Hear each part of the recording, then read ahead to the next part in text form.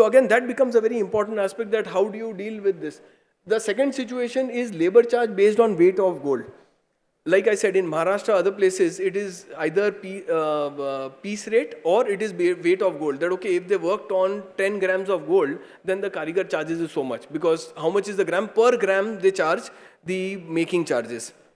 That is this situation, in which case how should be the GST charge. And the last one is payment in terms of wastage, which I said that in Kolkata and other locations, that's the scenario. So again, what I'm trying to highlight is that every possible situation that exists in this industry in relation to different aspects have been captured and have been tried to work upon. Then we've gone into GST implications. Go down quickly.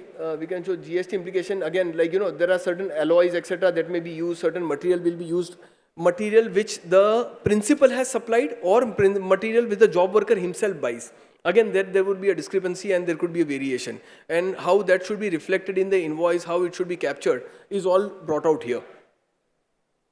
Again, different options, how labor charges, how wastage will be valued, it should be calculated. What factually happens at the karigar's premises, that has also been described and reflected upon. Next slide. Next. Then we've gone into income tax and then hallmarking. Hallmarking, again, in the karigar aspect, it does not come into play. It comes into picture when the principal is the seller. So this is how, what I'm trying to highlight is, we first touched upon why there was a need for the SOP because of the variation. Second, we've gone and identified everything. Third is, now you can get a feeler that how comprehensive this SOP is. The request is that please spread this SOP as much as possible, and everybody should try to align their transactions or their record keeping or their documentation in line with this SOP, so that there is consistency in the manner in which the accounts are maintained by this industry across the country. Otherwise, unnecessary, we are causing concerns for ourselves by the authorities trying to compare two different practices in two parts of the country and resulting into litigation, resulting into inquiries, resulting into search, survey, etc. Next, please. So this is where we got a snapshot of the how the whole thing has been carried out and how the SOP has been structured. We've had a surfing of the SOP also. Of course, I've touched upon only a very, I would say, hardly 3% of what the SOP captures by seeing those two direct supplies and things. And there is much more within the SOP that you can identify. Next slide, please. As next steps, it is expected that since we want this SOP to spread out from in the length and breadth of the country, GJEPC is looking at translating the SOP into certain regional languages also, and it will be distributed there. We will be holding offline seminars in various other parts of the country as well, so that we can emanate as to how effective this SOP is and everybody starts adopting that. Times and venue will be circulated. And finally, depending on the interest that the industry members show, GJEPC is looking at putting up a hotline in relation to responding to the SOP. So if you have any queries on SOP, but my request is, please circulate this SOP to all relevant people in your organization. Come back with any comments, etc. that you have. ELP will be updating this SOP on a 6-monthly basis, or whenever there is a critical change which comes about, immediately the change will be carried out. And if you all have any issues or aspects, please give it back to us and we'll ensure that the next version of the SOP captures those variations as well.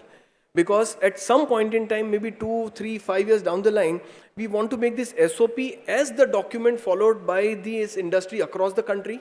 Not just by the industry, but even by the authorities who examine this industry across the country.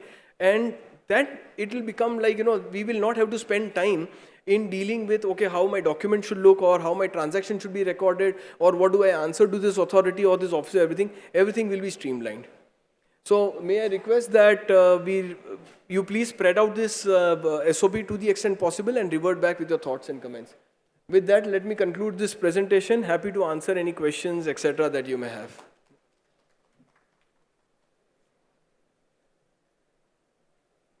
Sure.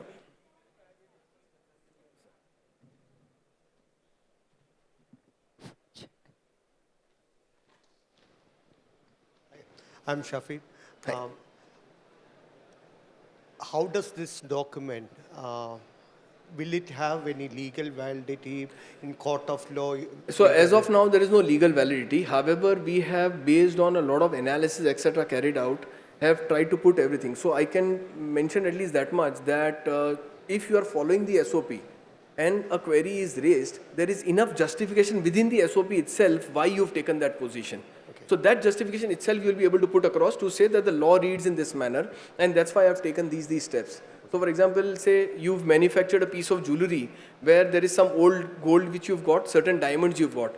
When the invoice comes through, you'll say, okay, piece of jewelry, but less gold, this. Now, how should you charge? Because we've seen situations where the department is saying that, oh, you only undertook the manufacturing.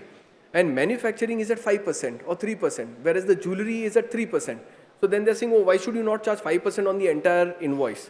To which the answer is only my making charges will be at 5%. The whole jewelry cannot be at 5%. Or making charges is only incidental to the piece of jewelry coming into existence, therefore the entire amount should be at 3%. How that justification can be given is captured here. But whether, because you are showing this, the authority will say, I am accepting, that may or may not be initially happening. But you will at least be able to answer to the authority why you took that position that you've taken. So that will support you on that perspective. Thank you. Hi Nishant. Hi. Ajay here. Hi. It's a good SOP, I know that, being a part of GJEPC. I just want to know how you're planning to implement at the B town or C town, because, okay, we are planning to do a full campaign on this, no doubt. That's why if you go to the previous slide, which is where the suggestion is that I think in the B town or C town, it will be very important that we are making it available in the regional language that they understand best. I think so. The small jewelers in a very remote place, that is something that information has to go in a right manner. Correct. The moment we go in a second layer or third layer of the city, it diminishes the actual thing that what we are So trying to I actually mentioned in the initial portion, I think you had joined in late, that in the survey when we are carrying out to put this together and understand from the one complaint which was coming from the B town and C town, especially the smaller villages, is that our cost of compliance has gone higher. Whereas the Modi Sarkar is looking at reducing the cost of compliance by digitizing and easing, but not everybody is so savvy at using computers. So their dependency on the consultant has gone higher. With this SOP, it will become lesser because he will now be able to read their SOP in his regional language and say, all you need to do is this, click 2 buttons and the job is done. Why are you then charging me so much? Even if he's not doing it, even if he's getting it done from someone, he'll be able to justify the effort that somebody is putting in to put that in place. So I think that will be a big benefit which will come about. And that is what we'll need to propagate to each of the jewelers in the smaller towns to say this is how it's going to benefit them. And therefore start reading it, start adopting it, start putting it into play in your day-to-day operations. I think the best is that the internal community should start practicing, because the community works. Absolutely. That is the main aim. Right. Thank you. Sorry, there was a query. Hi, Janvi here. Hi, Jan. So I had a question that since you said that your future plan is to go to different cities and incorporate these and make people aware about these things. So my point being that are you having a dedicated team to every region or every place, so that whenever they are having a concern or they're having, so like you said that you are looking to build a hotline. Correct. As however the responses towards the whole curriculum of what you have going through. Correct. So do you have a dedicated... So I think the regional offices of GJEPC will identify a dedicated team whenever a seminar or a webinar is being carried out there. The hotline ideally would be a centralized hotline because we want to capture all the questions at one location so that we incorporate that in the next version of the SOP that comes through. So we will not have regional hotlines. We'll have a dedicated hotline in Mumbai. But yes, there will be dedicated teams who can be reached out by the regional guys to say, "Acha, हमारे यहाँ seminar कब हो रहा है?" Or if they have identified enough number of people and ready for a seminar, we'll be going across there to do that. Two more things. Sure. Just had a couple of doubts. So in regards to, you said that you want to reach out to the most remote of the people, the small jewelers and small people. So when it comes to language is one barrier, like the biggest of all. Correct. Second is understanding, if they actually can communicate and they are related to digitization or not. Correct. And third is that, still in remote areas, as you said that, they invest in gold. Absolutely. So that it's their investment basically. They buy for investment. And yet, their earning is in such a way that they not always have bank accounts, or they don't, it is improving with the Modi Sarkar. But I have seen places, I've been places. So what I'm trying to say is that there are two kinds of practices that are happening. One is black money, which is Yes. being carried out in the industry that way, that, you buy gold and then, there's a lot of things that are there from the Modi Sarkar, but I believe still there are ways through it. So does the SOP tackle that? So my point being, one example I'll give you.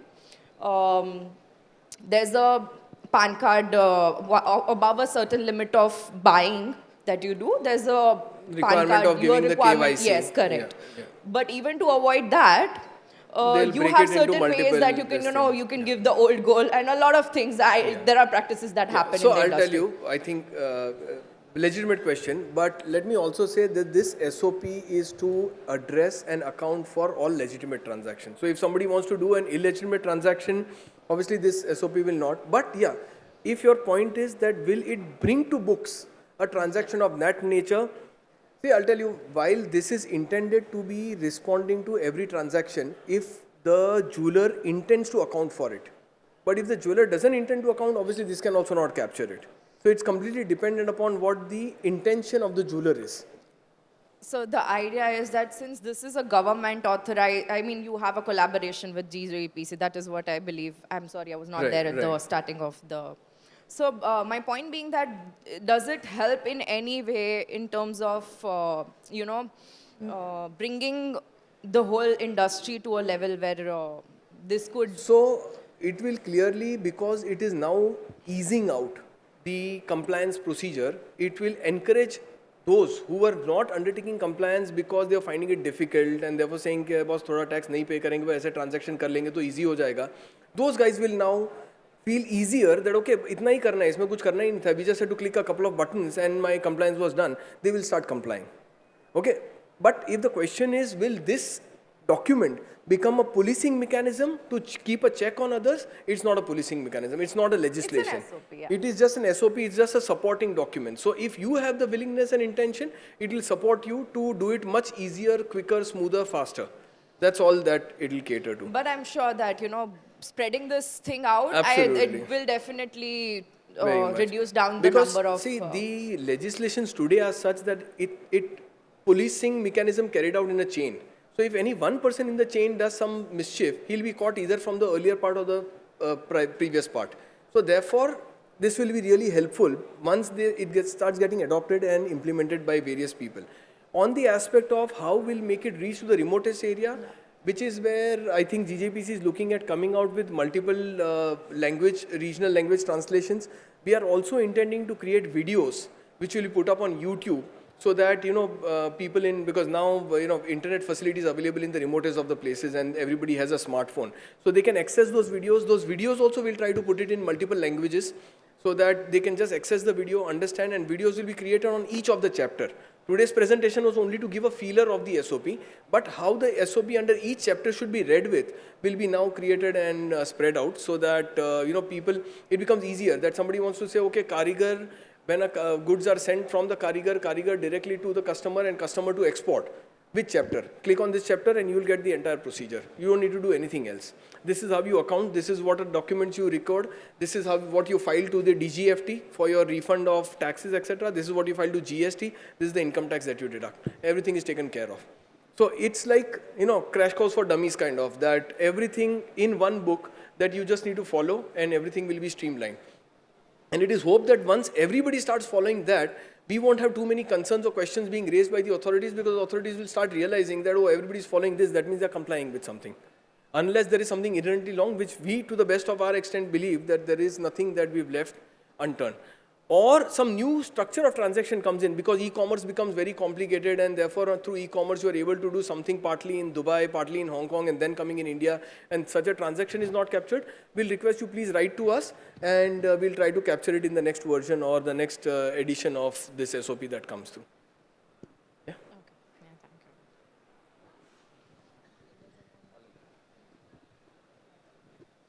you. Any more questions, or we'll wind up for the day then today? Yeah.